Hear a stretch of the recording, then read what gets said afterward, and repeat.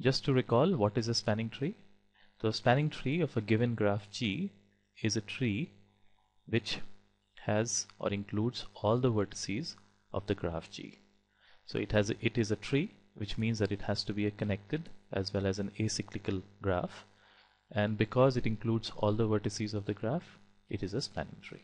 So how do we, given a graph, how do we find a spanning tree of the graph? Now another thing useful to recall at this point of time is that there are many spanning trees that are possible of a given graph. So here we will discuss the general method or algorithm that we can use to find the spanning tree of a given graph. And later on we will find the two specific and precise algorithms that are used all the time to find spanning trees of a given graph. So what would be the general method? The general method would be something like this, that we first have to ensure that we have been given a graph G for which we have to find the spanning tree.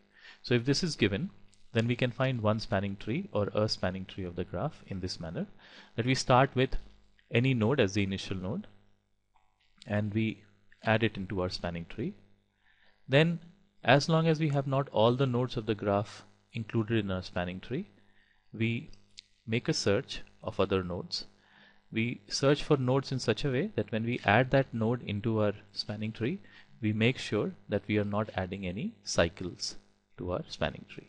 As long as we can do this, we keep doing this until we have all the nodes included in our spanning tree. Every time we add the node, we make sure we are not adding a cycle, and we stop at the point when we have included all the nodes of our graph into our spanning tree. At that point we have one spanning tree ready for us, which has been made out of that graph G. So that's a general method.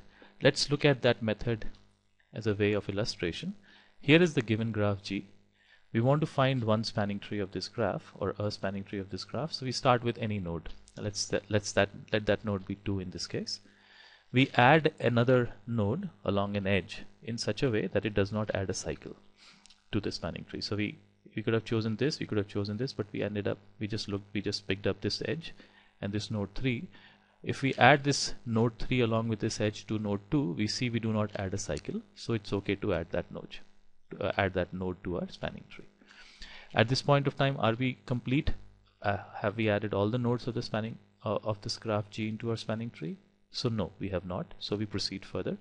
This time, let's say we looked at the node 4 and we looked at this edge here which connects 3 and 4, and we saw that we could add that without adding a cycle into our graph. So we added that into our spanning tree. The next node we followed was this node 4 to 1, and we saw that we could add that and it does not create a cycle. So from 1 to 1 we go 4 to 3 to 2, or 2 to 3 to 4 to 1. There are no cycles that are added in this graph. Now at this point of time we have all the vertices of the graph in our spanning tree. All the 4 vertices of the graph are there in the spanning tree, and there is no cycles, and it is completely connected. So what we have in our hands is a spanning tree. So this is the general method that we can follow. But which edges should we follow? At this point we could have followed the edge 4 along 4. When we started our spanning tree, we started with the initial node, and we could have gone down any of these 3 edges, but we ended up adding edge 3.